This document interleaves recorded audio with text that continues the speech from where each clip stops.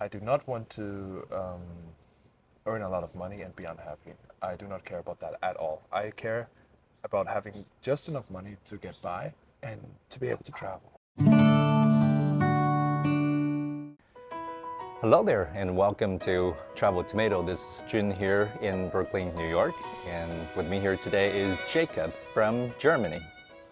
Hey guys, I'm Jacob. I like to travel a lot, and I also did a travel internship, like a travel journalist internship in Lisbon, and that's actually where I live now. And I've been traveling across Europe and the US for quite a while. This year alone in summer, me and my girlfriend Katarina, we traveled about 8 or 10 countries. Yeah. So, what inspires you to travel to like so many places? I mean, I can never really stick around for too long anywhere. Like I just don't really like that. I want to always meet new cultures, new people, and what's very important to me as well is that when I'm in a different place, I get to like be myself in a way which is very different from when I am somewhere for a very long time, which is I have a past there. People always kind of look at your past. I see. And when I'm somewhere for the first time with new people, I get to just completely be me without having to think of the past. I like that. It's like when you're in a new environment, you have like a motivation to see yourself in a completely new angle. Yeah, exactly. Like that's the thing. Like for me, I like to do that. I like to discover like what I can do, where I can be. It's not like I'm trying to fake anything. I'm just trying to be me in a way which is different from what I'm used to. One of the major things that impacts me is culture, and the thing that motivates me to travel is meeting new cultures, meeting new people. I get to travel and I get to meet people and exchange thoughts and ideas Right. with people that I would not have the chance to. I just stuck around at home all the time and just stay there. I only bump into the same people after a while. Right. Like when I travel, I immediately sense the culture around me.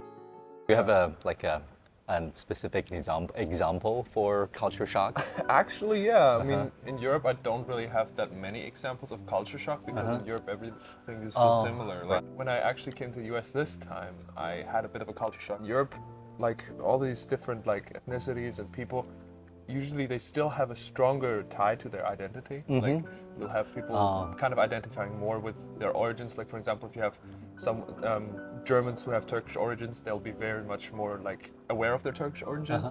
In America, you have all these kind of different people with different ethnicities, and it doesn't seem to matter that much. And I like that. Like that's something that really like took me by surprise. Everyone's an American first, and then whatever else comes next, that's kind of the next thing. But the culture generally seems to be more that the people themselves identify more as American than anything else.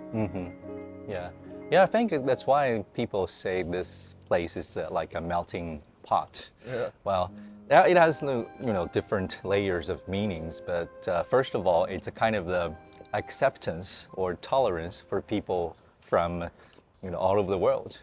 So, what is the most important thing that you have learned from traveling extensively in Europe and in the United States? But I used to watch this channel called Yes Theory. It's a great channel. Right. They have this motto that's called Seek Discomfort. And I used to watch that and I used to be like, oh, I would love to do that. I like that. And I always never had the balls to do it in Germany for the longest time. And then when I started traveling, the first time I went to the United States when I was 18 and I traveled on my own. I went to New York first and then traveled along the way. And then I really understood that phrase better, like seeking discomfort, how good that is. Because I was 18, I had no idea where I was. I was completely on my own to get there. It was the first time I was in a hostel. I was actually scared to enter. I was like outside of the hostel, like, how do I do this? Do I go in there? Yeah. And then that really shaped my personality immensely. Like that traveling on my own aspect, that solo traveling, like made me so much more confident. It gave me the opportunity to learn more about myself in the sense that I actually understood what I wanted and really wanted. While you're traveling, it's not always comfortable, it's not always happy, it's not always smooth. every day. But No. the process, led you to find a new yourself and a new version of yourself, and also usually wherever you go, it becomes part of you. So you have been, always updating yourself, refreshing your visions about the world during the process, and that's what really matters. Yeah, for sure. So, in addition to traveling and exploring different cultures, what other things that you're really passionate about? I know that you will be studying anthropology. So why do you choose that major? You are the third person that I've met, in person, who studied or is going to study anthropology. The first one is a US diplomat. He just retired, and then he became country director of Peace Corps, the international volunteering organization sponsored by the US government. He's a country director in Timor-Leste. He took really, really beautiful photos.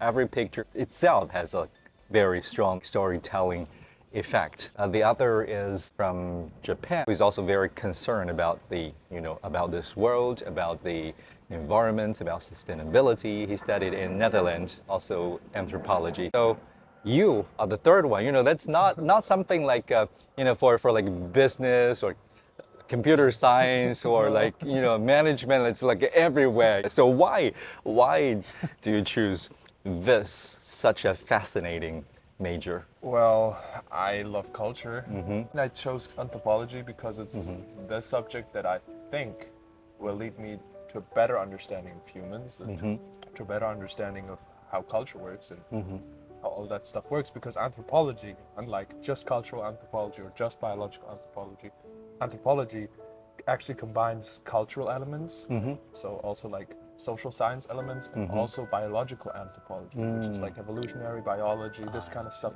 So it combines these elements to try to understand the human being better. And I think that's the answer. You have to have a holistic approach. I don't want to just focus into one narrow idea of science. I want to incorporate multiple ideas, and then maybe one day I could bring up some theories as to how things work. Then I can give those theories over to people who will have a more narrow and a deeper scientific approach to the certain topics, and then they can either disprove or prove me right or wrong and stuff like that. There's this one thing that I'm really passionate about in anthropology, and that's ethnography. And ethnography is basically the practice, if anyone doesn't know, it's the philosophy behind it is you go somewhere and you actually become part of the culture, or in a way you become part of what's happening, and you're trying to understand it through participating, which is a participant observation. And you're also trying to understand stuff by interviewing the people, by asking them questions about their culture, by getting a deeper understanding. And I'm really curious about this as well, because I also love languages. And if you want to do a participant observation in a different culture, especially if it's like some tribe somewhere that has a very specific language, odds are that not everyone there will speak English or some sort of language. And that's also not how you're going to get to the actual proper answers, because you want to speak with them in their language. And I think this kind of idea, if I can get into that kind of research, would really motivate me to speak these different languages all around the world, to try and learn more like that. Because generally, if I don't have a need to do something, I won't really do it. I'm very lazy, and and I need a motivation that is more than just I want to do it. And if I get that motivation, I can do something with it. And I think that's what anthropology can help me with. I can meet more people. Another thing that I want to do is get a master's degree in anthropology, for sure. And then once I have a master's, that opens the door for a possible application to the diplomatic office. And that is something that I've always wanted to do. And when I realized I want to do that, and I just need a master's, and it doesn't really matter what kind of master's, I wanted to make sure it's something that is interesting to me, because I do not want to earn a lot of money and be unhappy. I do not care about that at all. I care about having just enough money to get by and to be able to travel. Very well said, and it's quite inspiring explanation of why you choose that major. That's really great. So, last question. If you can talk to yourself in 10 years or 20 years, do you have anything to say to him, to yourself? In the future? In the future, in 10 years, in 20 years? Any like suggestions or even warnings? Anything you want to say to the future yourself? Do not leave Katarina. That's very important. I love her very much, and she's very important to me. And don't choose money over happiness ever, or don't confuse the two. Don't think that money can buy you something nice. I mean, it can, but don't think that that's going to be the source of happiness. And don't listen to bad advice. All right, Jacob, thank Yeah. you so much for joining me. Thank you. Thank you. For giving me Mhm. the All right. opportunity to speak. Oh,